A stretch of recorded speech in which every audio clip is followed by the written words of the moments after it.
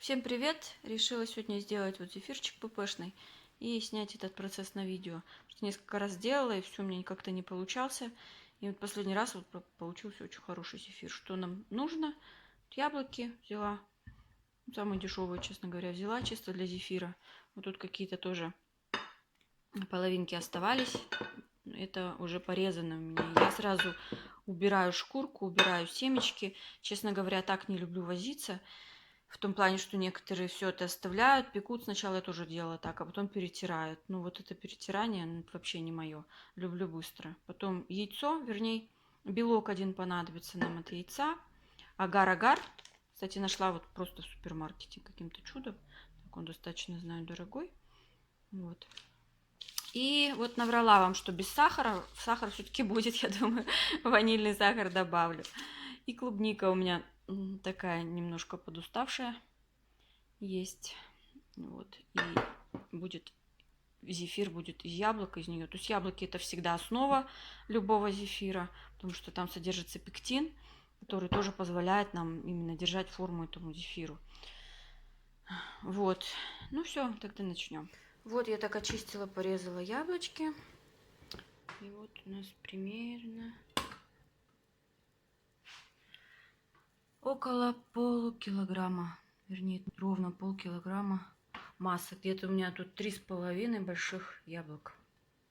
Я переложила их в кастрюльку, налила чуть-чуть водички на дно, закрываем крышкой и на маленький огонь. Потом по мере того, как они размякнут немножко, я их пробью блендером.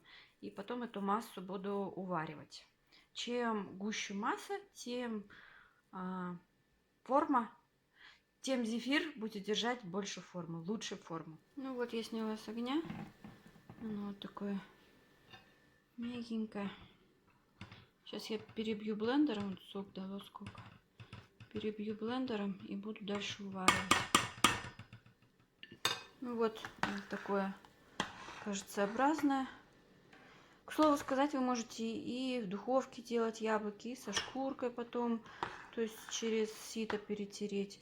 Ну, для меня, вот я и так пробовала, и для меня вот этот оптимальный процесс, он абсолютно не трудоемкий, ну, в моем случае, в принципе, какое у вас пюре будет, и как вы его сделаете, по большому счету, разницы вообще никакой нет. Вот такая у меня получилась масса. Я ее уваривала минут 10, но можно и дольше. Еще забыла один момент сказать. В яблоке, если добавить лимонную кислоту, оно будет светлое. Я сейчас вот этого не сделала, поэтому цвет такой немножечко потемневший. Это происходит из-за железа, содержащегося в яблоках. Вот, яблоки немножко темнеют. Но я сейчас это сделаю, я думаю, что не совсем еще поздно.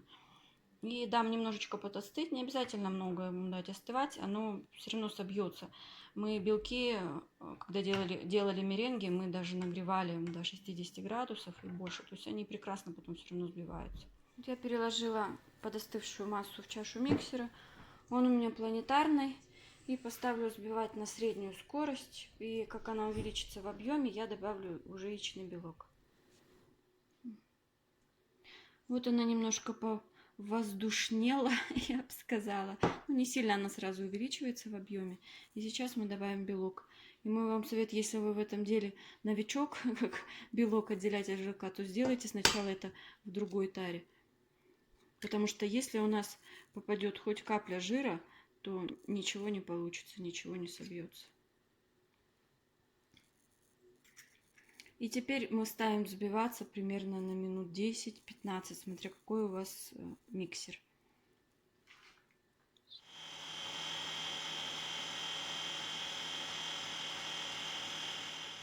Пока взбивается яблочное пюре с белком, я приготовлю клубнику. Перебью ее блендером. Кстати, клубнику я тоже не буду перетирать через сито, потому что, ну, я уже говорила, что этот мне процесс просто не нравится. И мне нравится, когда попадаются мелкие косточки. Мне кажется, это хорошо для пищеварения. И сразу видно, что продукт приготовлен из натуральных продуктов. Вот клубничка хорошо перебита. И сейчас я сюда добавлю 3 чайные ложки агар-агара. Кстати, можно и 2, по-моему, суть дела не меняет. И обязательно нужно приготовить то место, куда вы будете отсаживать свои безешки. У меня поднос с пекарской бумагой. и приготовила кондитерский мешок сразу. И насадка у меня, по-моему, она называется «Открытая звезда». Потому что потом у нас просто не будет времени на это, а зефир очень быстро застывает. Вот такая масса у нас получилась, когда растворился уже агар-агар, разошелся. Смотрите, она должна быть как гель, густая как гель. Я ее еще буду уваривать, потому что это недостаточно еще густоты. И смотрите, еще такой момент. Когда вы будете выливать массу в яблочное пюре с белком, не надо стараться там выскребывать остатки с кастрюли. То есть пока вы это будете делать, у вас масса основная испортится. Я допускала эти ошибки в начале, и у меня получалось какие-то такие в мелкую желешную крошку. Не понимала эти моменты, а потом просто зефир не застывал. Поэтому не повторяйте моих ошибок. И, кстати, я не смогу показать процесс, потому что нужно это делать очень быстро. Потому что готовая масса застывает в считанные минуты. Тут у нас уже вот такая масса назбивалась. Посмотрите, насколько увеличилась масса в объеме. Вот стойкие пики. Я сейчас продолжу взбивать на малых оборотах, вливая туда массу с клубникой, с агар-агаром. Вот всю массу я влила. И сейчас буквально минутку дам ей взбиться и сразу начну отсаживать зефирки.